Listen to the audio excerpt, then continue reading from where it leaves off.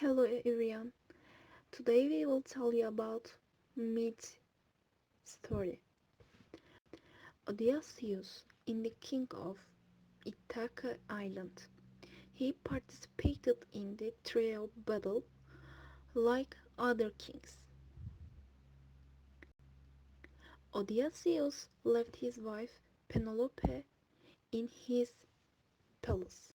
After 10 years in the war, he decided to return to his palace.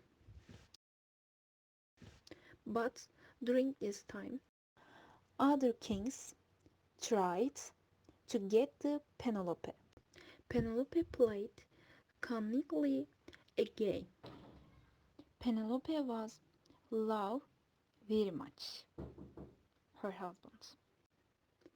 Penelope's game was enough to keep them busy.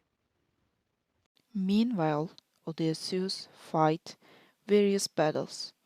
He stayed on a deserted island for 10 years after his accident in the war. Odysseus returned to his country, and he learned all this. He killed, wounded all.